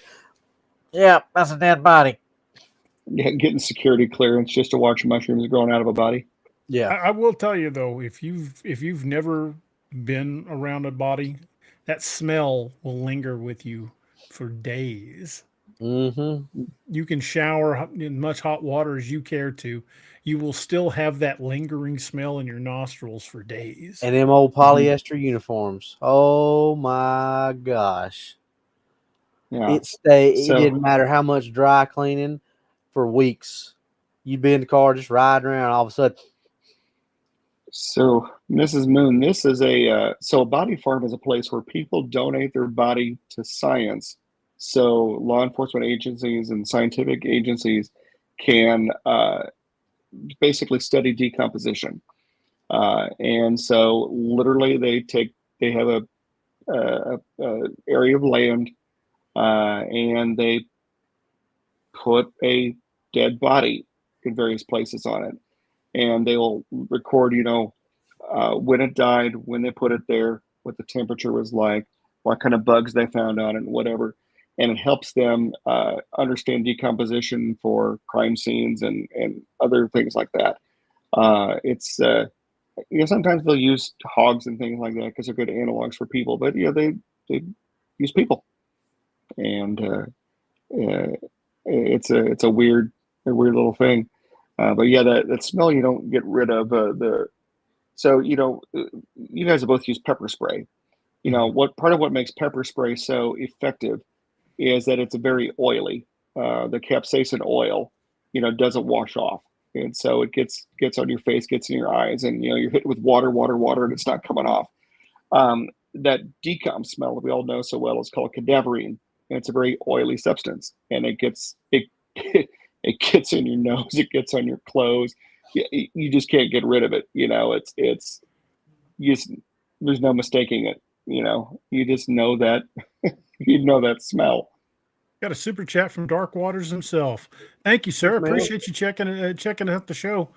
Thanks, Mark. I'd love to talk to you about some of the stories of vampires down in New Orleans sometime. Maybe we can chat about that. But thank you for the super chat, and thank you for being here with us. Ken hit the nail on the head earlier. I don't know if you saw the comment, but he said burnt body smell is the worst. Absolutely. Absolutely. I think I can top it. A floater. Oh my God, yes. I never smelled one that had been in the lake for about 3 weeks. That is something I could never ever get that smell gone. Never smelled. My brother told me the story about the suit man, and when he was on patrol, he got called to do a well person check on a family member, and they show up at this person's house, and it was at the risk of hitting the stereotype, it was a trailer, and it was July, and the place was closed up with no air conditioning, and the person had a heart attack in the bathtub 3 weeks earlier, and they had turned to soup. And he said that it was the most horrendous thing ever. They ended up, eventually, law enforcement burnt the place to the ground. Oof. Because there was no salvaging it. Well, that's like that. Did you see we talked about Mythbusters earlier? Did you see the episode of Mythbusters when they put the two pigs in the Corvette and let it? Mm-hmm. Oh, that That show hurt my heart. Do you, Oh my you God. guys, do you think vampires would smell like death? You know, when Steve was talking about decomp earlier, I was thinking about asking that question about how if vampires are truly vampires like they are in the movies, and they're truly undead or whatever, but they're basically dead. How would decomp not set in? What would keep Right, them? or at least the aroma that yeah, because I've moved bodies that were quote unquote fresh bodies that decomp had not set in, but they still had that death smell. Mhm. I would. So cadaverine is created when the body's proteins break down. I would think that if they broke down enough, that they wouldn't be able to move. It's kind of like the thing with The Walking Dead. You got to suspend decomposition to a certain extent, or else the zombies can't walk. Well, what if they You know, like it? What if they're a Moroi? What if they are dead, but something about the curse suspends that decomp? What if then they they would are probably quote stink to unquote high dead? heaven. Yeah, they would Yeah, they would probably have probably that stink. smell of death. Oh So I yeah. mean Well, that's I, another Dude, box we I'm would have telling to you, if I'm tick off. walking down a dark, if I'm walking down a dark alley and somebody's walking toward me and I smell that corpse smell, I'm probably gonna get the hell out of there. I mean, post haste. I believe that Doc calls that a brown pants moment. well, yeah. It's like I always get a kick when you watch these movies, and the vampire is always unusually beautiful, and people are attracted to them. Whatever. I'm like, no, they smell like stank ass. Dead stank ass. There's nothing sexy about that. That's something I never thought about with especially writing vampire stories. I never put any thought about would they smell? Would they smell like death? Would their breath smell like death? Well, I've heard a lot of movies talk about that particular thing about how bad a vampire's breath smells. So I wonder if that's just something that is like one of those little small details that you never really hear a whole lot, but it is there if you just dig enough for it. Because I can think of about 5 movies right off the top of my head that has mentioned something about their breath. What the Never blood something, would stink. yeah, nothing about their actual smell, but the smell of their breath. Well, I was thinking about, I know this is kind of gross, but like when I've had like a really bad cold, and you get like a really bad sinus infection, your nose kind of bleeds a little bit. I was thinking about how my breath smelled, when that was going, when that stale blood, I would imagine it would be horrible. I would think it'd be absolutely horrible. That's an aspect I really hadn't put much thought in. I'll have to keep that in mind for the next time I write vampires in a book. Yeah. Does Logue have bad breath? Tune in for the next book. There we go. Of course, he covers his with Irish whiskey. Yeah, he pretty much keeps his down with the smell of whiskey. Joe Monk says, Joe Monk says, aren't most vampires just posers with fake fangs and wearing a lot of velvet? Maybe. But like we're saying, there are cults out there, or what sometimes they refer to as covens, of people, whether or not they simply believe they're vampires or pretending to be vampires or truly are. I don't know. And one of the things that we were trying to kind of demonstrate from talking about some of these crazy encounters we've had is sometimes truly believing they are is about enough, because they're going to be capable of some really horrific things if they truly believe they're vampires. And I don't even know how to describe it if they really are. And stranger things are out there. Yeah. There are stranger things out there. Vampirism does exist in the animal world. Vampire bat. Mm-hmm. Are there any other cases of animals that exist off blood? Well, the chupacabra is I would almost say is kind of a vampire. Yeah. I would say, it's possible. Are there any other animals that feed on blood that you know of? Because I know blood itself is very difficult to digest. Well, leeches. Yeah, true. Leeches, mosquitoes, ticks. camel spiders, according to Auntie Venom. Well, most spiders feed on the fluids of their victim.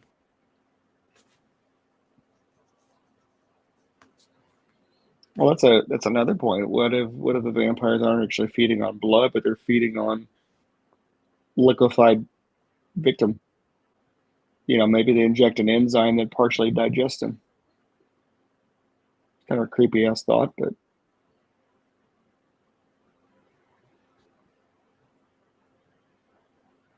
hey, Forrester, thank you. Thank you, sir. Thank you for joining the channel. Appreciate it, man. Appreciate it.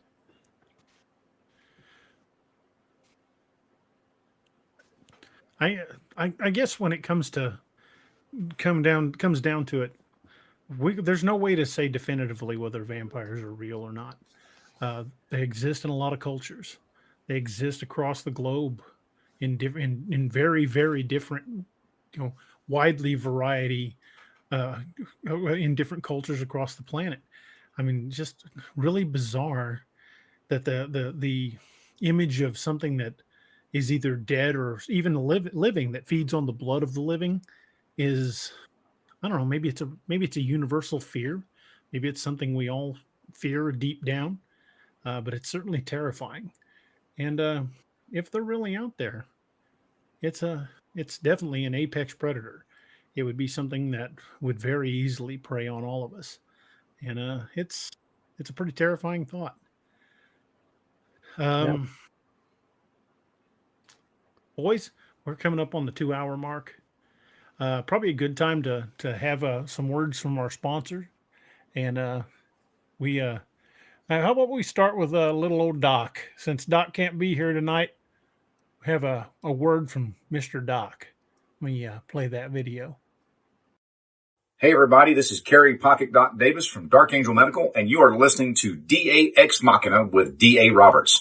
You may recognize me or some of my products from Dark Angel Medical in some of the Apex Predator, Lakeview Man, and Wild Hunt books, and you can get those products at www.darkangelmedical.com, along with training classes on how to use those products and save a life.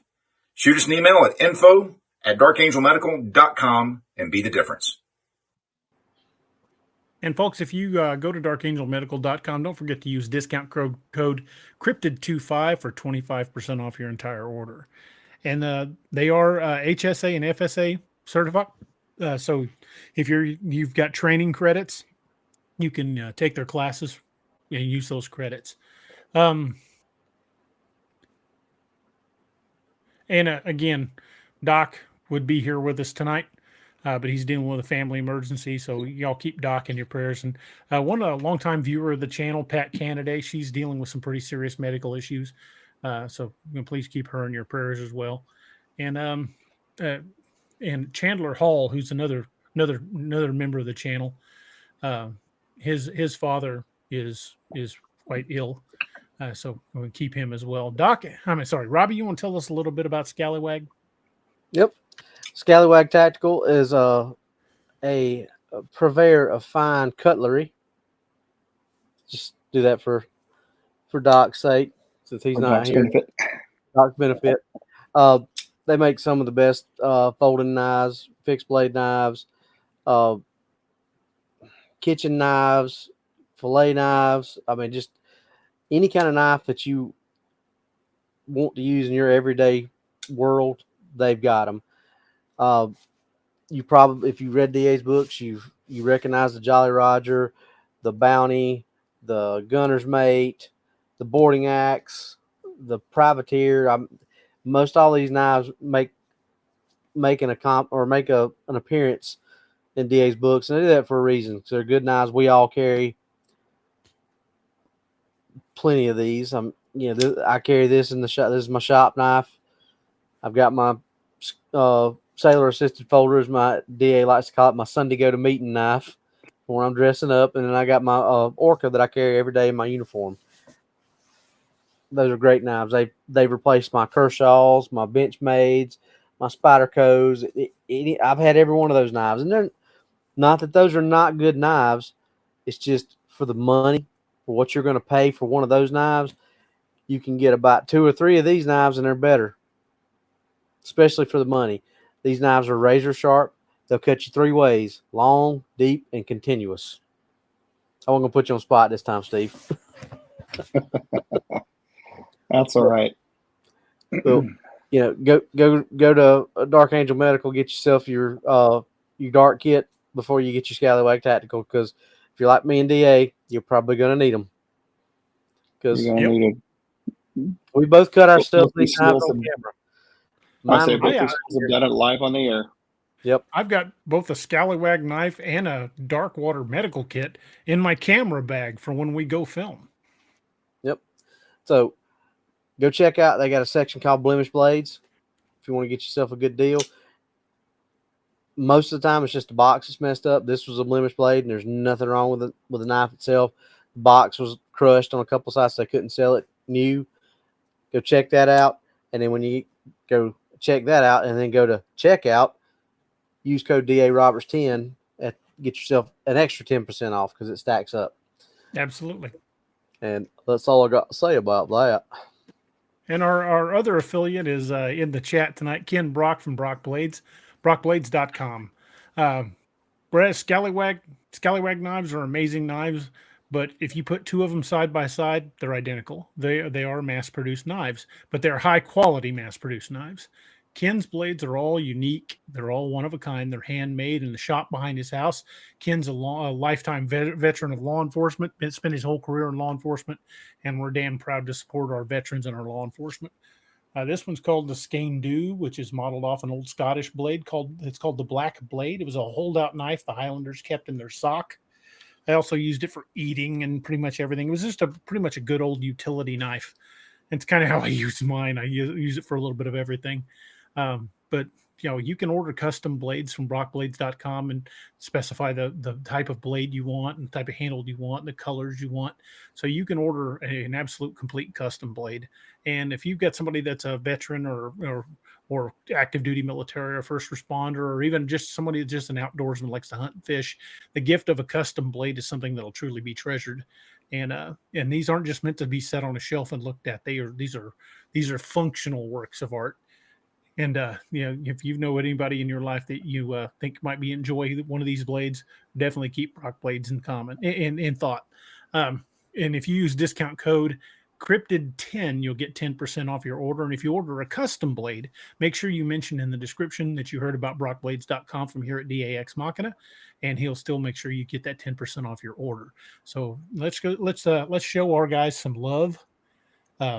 We don't choose our affiliates lightly.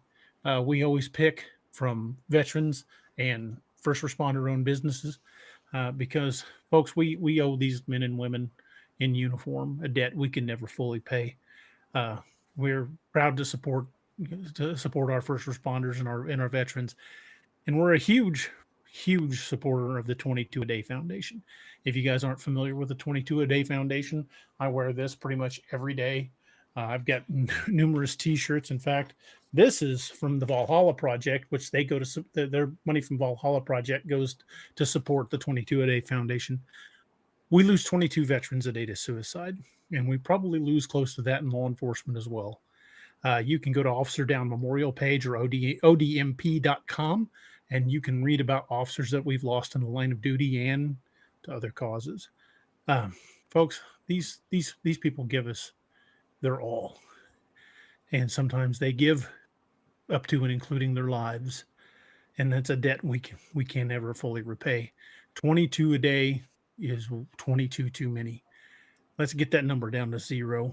And if you've got friends and family that are veterans or active duty military or first responders in any capacity, reach out to those folks. Let them know you're thinking about them.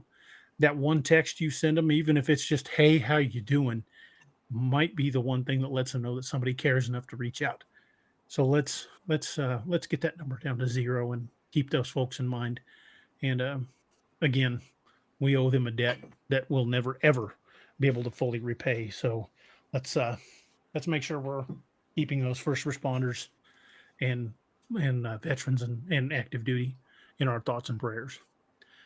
Robbie, you want to tell us a little bit about your channel and Lone Wolf Customs as well? Well, channel is kind of in hold. holding pattern right now because I said this before. We're kind of in a spot where we need another place to record, and we need some more equipment because of some things that happened. So we're working on it, but stuff ain't cheap. So we're trying to get that taken care of. Me and Johnny and Taylor and Tyler are working pretty much every day. The four of us are talking, trying to figure out what our next move is. So if y'all just stick with us, things are gonna come out. But what is going good is our little merchandise shop, Lone Wolf Customs. We're doing custom engravings, laser engravings, things like that. We can do all kinds of stuff. I mean, it's just a few things that we're just working on. DA's he's got a few things right there, little care packages that I sent him. You got yours yet, Steve? I have not No, had he a chance to talked- get over to him. But it's with him, so it's there, and it I know where to survived. find him.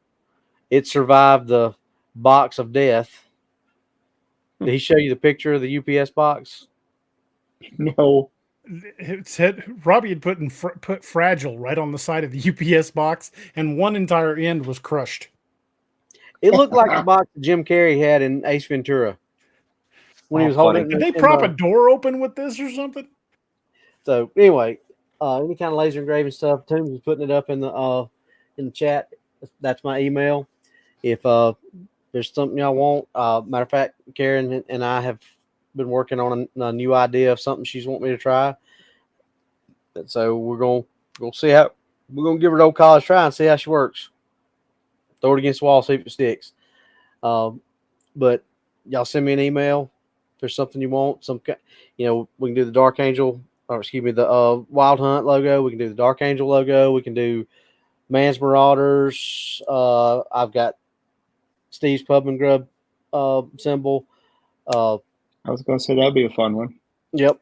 So pretty much any of the book logos. I think I've got all the book logos, right, DA? I think you do. I know I've got there's about to be a new logo I need to get to you. Yep.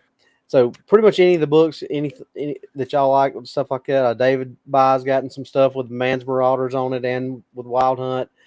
Karen got some stuff with the Wild Hunt on it. So any of that stuff, any of the Dark Angel medical stuff or logo on tumblers, on whiskey flasks like DA just showed, metal magazines for your ARs. I mean, and it can be personalized because if they hold up the one with the name on it again. See, DA got Declan with the Dark Frontiers logo on it, and I got one with Jed. Cool. I ran out of. I'm going to get you one too, Steve, with Josiah. Josiah on it. That's awesome. I ran out of the small one, so I got to wait for the next order to come in for you. So no worries, I appreciate it, man. Thanks for thinking of me. It's funny when I started buying DA's books on Amazon. Amazon will give you this. Those who bought this also bought this, and they had suggested a flask for one of the things that fans of Ragnarok Rising had also purchased. Not quite sure why, but perhaps the Bushbills that Wiley drank may have had something to do with it. So yeah, I bought it. Suggesting a hip flask to go with one of my books is a little apropos, I think. Yeah. Well, I went for it. I bought it. It's all right. Hell yeah. I think that's awesome.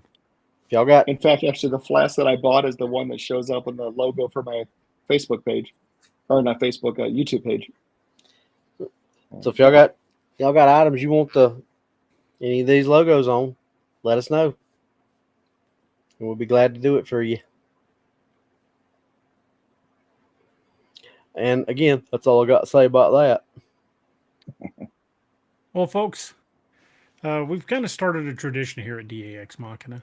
We've been ending our shows with a toast, and I'm glad we started doing that. It's become kind of very symbolic to me, and it's been kind of cathartic as well. I've had some recent losses in the family, and Robbie has as well, and I know Steve and Doc have been touched by loss as well. And it's not just lifting a glass to those that we've lost, but it's lifting a glass to those that served in uniform as a way of saying thanks. It's lifting a glass to those who need it and those who need to hear that there are people out there that care.